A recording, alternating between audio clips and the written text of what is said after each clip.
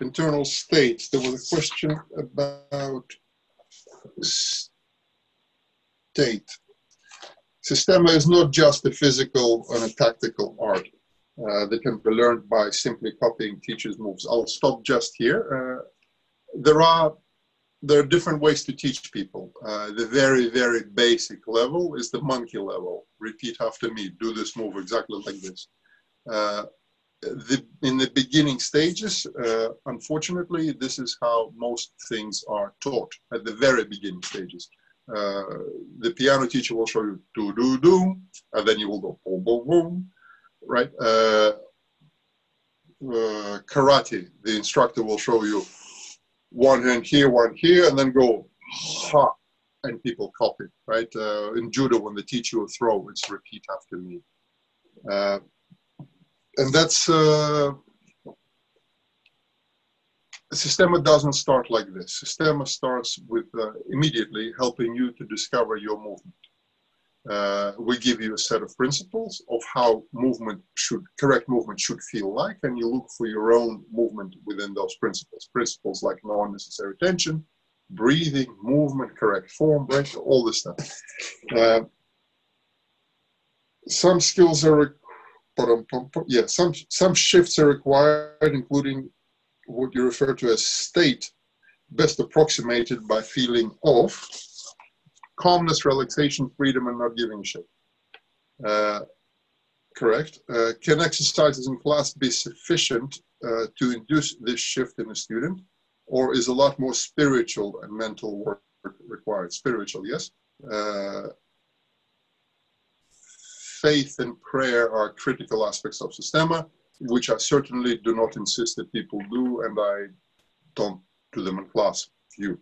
But it's a part of life for most guys for most senior guys who live Systema as opposed to practice it 2 hours a day. What would you recommend to accelerate and maintain such transformation in addition to prayer, of course?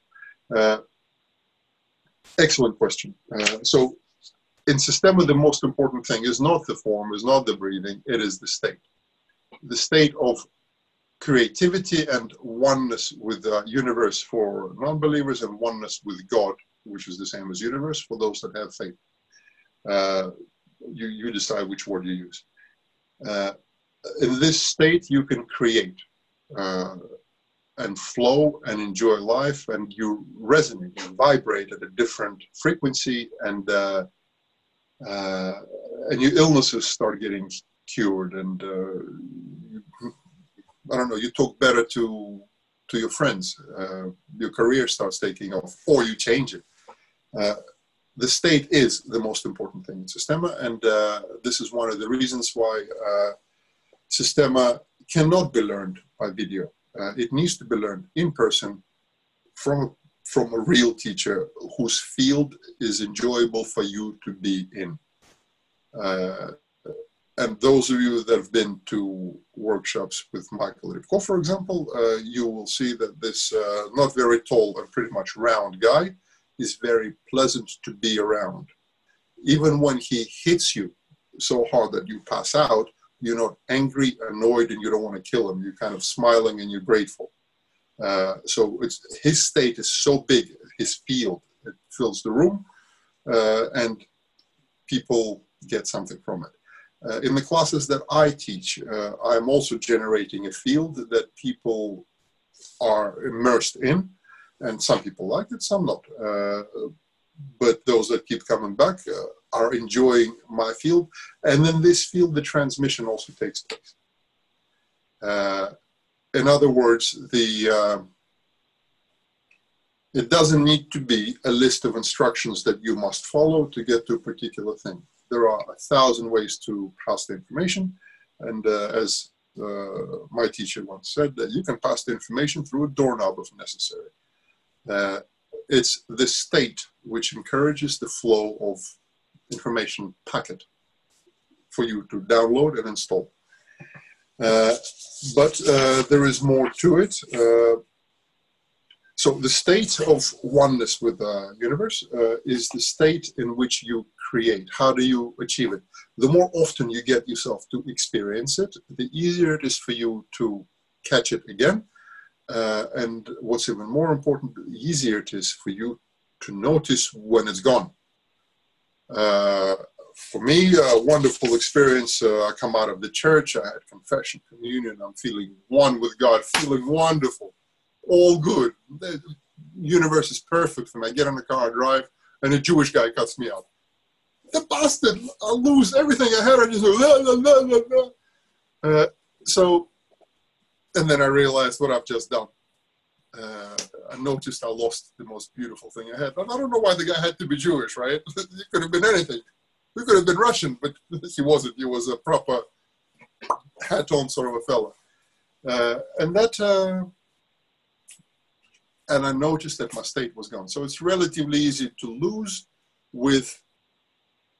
without controlling your emotions, which brings me to a next beautiful question about the 7 deadly sins. Hold on, I just want to make sure I don't miss it, and I will read the question to you. So the good state is lost through loss of control of your emotions, anger and so on. So other than practicing that correct state often, that you achieve through a variety of means, prayer, breathing, meditation, playing with kids, just being immersed in love, having dinner cooked by your mom with love will help you get to the right state. The other things that help you to achieve that state is if you create. Or if you get involved in art. It is inevitable as you progress in your Systema journey that you will want to do art of some sort, whether it's painting, perhaps acting, perhaps playing an instrument or singing, perhaps dancing. You will want to do this. And again, I'm going to have to touch on the religion. Everything in the world comes from one of 2 sources, that one or that one, right? There is the plus sign, there is the minus sign, there is light, there is lack of light, right? So everything comes from one of 2 sources. That source down there, the source that we label as dark or bad, is not able to create. It is only able to destroy.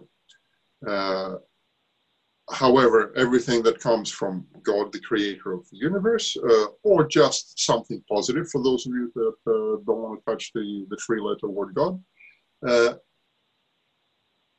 creation is from the good source. Destruction is from the bad source. So when BLM movement, for example, starts smashing up the statues, destroying them, throwing away the history, and they're not offering or defund the police, and they're not offering a creative program, I start questioning their source. When in Russia people criticize Putin, rightfully so, and they say, get rid of the Putin and his administration and everything will be okay, let's destroy all that. But they haven't got a platform other than how do we build the country. They say, break that shit, but what are we going to build? So to me, this is also an indication that this comes from the source, which is not so pleasant for me. So creation is good, destruction is bad.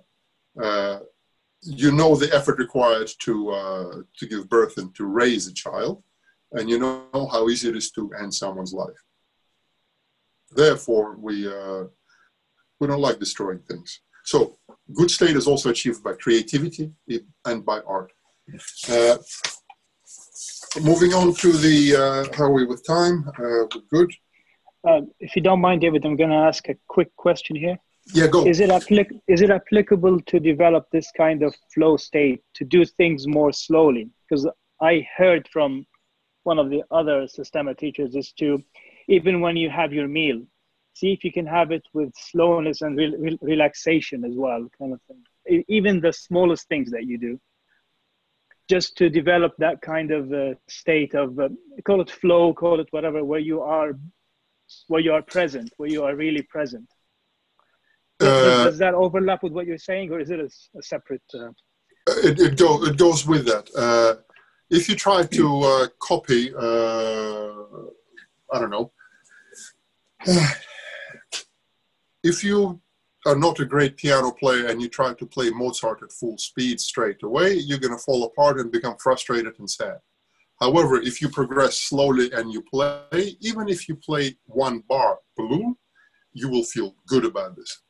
This is one of the reasons why we practice slowly, because we do it slow enough to get it right. And if we get it right, we get the reward of being in the right state. If we go too quickly, then we get frustrated and tense, and therefore we cannot enter the state. So absolutely, practicing slowly with breath will definitely help you to achieve the state. But then we need to start increasing the speed so that you're able to enter the state under more and more stressful situations. Does that help? Yeah, okay. Yes, it does. Sorry, I was on mute. Okay, good. When we are aware of the seven deadly sins consuming us, how do we escape its grip? They always feel sticky and hard to shake off, even when I want to. Me too. The seven deadly sins are tasty, and they are designed to be tasty. And we like. Anyone here knows what they are? Just say yes if you heard about them. Yeah. Okay. Good. I'll quickly read them. Pride, greed, wrath, envy, lust, gluttony, sloth. I love all of them. They're good. And I'm so proud of myself, right? That I'm so lazy and I like eating loads of good food while I'm envious of my friends who managed to achieve something because they worked hard, right? And so on. All of those things are tasty and therefore we like dipping ourselves into them. But for the seven deadly sins, there are virtues that are meant to offset them. And we focus on the sins so much, we forget to look, just change the gaze a little bit to the right. And then we have virtues that will help you counter all those things like humility, prudence, justice, temperance, courage, faith, hope, and love. So when I start being envious of, I don't know, of the number of camels that Fahad has, and I start getting greedy and I start wanting his camels, I start thinking, he's my brother, man. I'm happy that he's got camels. I love him. This is really, really good. Well done, man. And that's okay. And now I'm off the hook. How many camels do you have? Sorry. So the virtues help to offset it, but really it's about monitoring yourself. It's about knowing yourself and noticing when you are falling down. And oh, hang on, someone is at the door. It was a parcel being delivered. Good.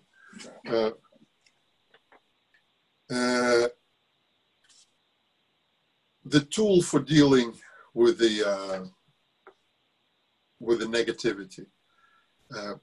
When I was training, like before I started investigating the religious teachings of the world's religions and